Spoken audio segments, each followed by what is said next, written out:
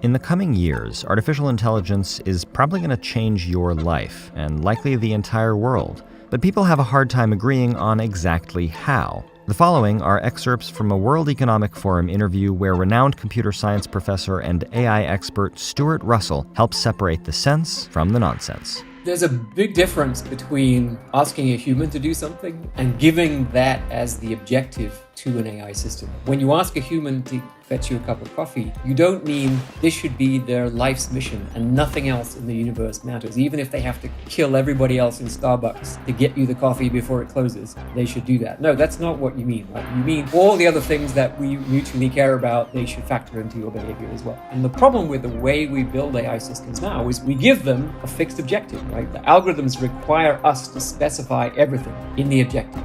And if you say, can we fix the acidification of the oceans? Yeah, you could have a catalytic reaction that does that extremely efficiently, but, consumes a quarter of the oxygen in the atmosphere, which would apparently cause us to die fairly slowly and unpleasantly over the course of several hours. So how do we avoid this problem, right? You might say, okay, well, just be more careful about specifying the objective, right? Don't forget the atmospheric oxygen. And then, of course, some side effect of the reaction in the ocean poisons all the fish. Okay, well, I meant don't kill the fish either. And then, well, what about the seaweed? Okay, well, don't do anything that's going to cause all the seaweed to die. And on and on and on, right? And the reason that we don't have to do that with humans is that humans often know that they don't know all the things that we care about. If you ask a human to get you a cup of coffee, and you happen to be in the Hotel Georges V in Paris, where the coffee is, I think, 13 euros a cup, it's entirely reasonable to come back and say, well, it's 13 euros. Are you sure you want, or I could go next door and, get one. And it's a perfectly normal thing for a person to do, right? To ask, I'm going to repaint your house. Is it okay if I take off the drain pipes and then put them back? We don't think of this as a terribly sophisticated capability, but AI systems don't have it because the way we build them now, they have to know the full objective. If we build systems that know that they don't know what the objective is, then they start to exhibit these behaviors, like asking permission before getting rid of all the oxygen in the atmosphere. In all these senses, control over the AI system comes from the machine's uncertainty about what the true objective is. And it's when you build machines that believe with certainty that they have the objective, that's when you get the sort of psychopathic behavior. And I think we see the same thing in humans. What happens when general purpose AI hits the real economy? How do things change? Can we adapt?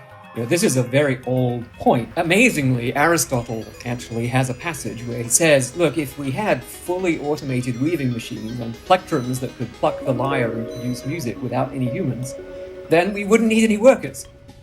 That idea, which I think it was Keynes who called it technological unemployment in 1930, is very obvious to people, right? They think, yeah, of course, if the machine does the work, then I'm going to be unemployed. If you think about the warehouses that companies are currently operating for e-commerce, they are half automated. The way it works is that an old warehouse where you've got tons of stuff piled up all over the place and the humans go and rummage around and then bring it back and send it off. There's a robot who goes and gets the shelving unit that contains the thing that you need, but the human has to pick the object out of the bin or off the shelf because that's still too difficult. But, at the same time, could you make a robot that is accurate enough to be able to pick pretty much any object, and there's a very wide variety of objects that you can buy, that would, at a stroke, eliminate 3 or 4 million jobs. There's an interesting story that E.M. Forster wrote where everyone is entirely machine dependent. The story is really about the fact that if you hand over the management of your civilization to machines, you then lose the incentive to understand it yourself or to teach the next generation how to understand it. And you can see Wall-E actually as a modern version where everyone is enfeebled and infantilized by the machine. And that hasn't been possible up to now, right? We put a lot of our civilization into books, but the books can't run it for us. And so we always have to teach the next generation. If you work it out, it's about 1 trillion person years of teaching and learning and an unbroken chain that goes back tens of thousands of generations. What happens if that chain breaks? And I think that's something we have to understand as AI moves forward.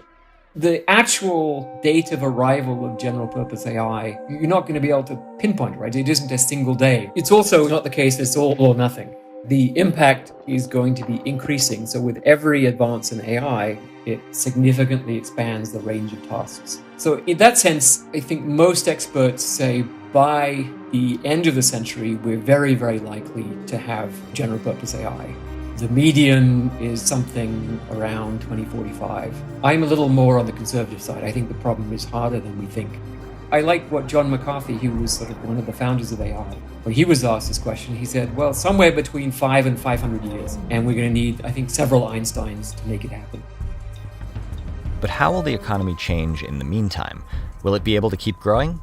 Watch this video to hear economist Kate Raworth explain why growth is not always a good thing, or continue to expand your understanding of economics on the World Economic Forum's YouTube channel.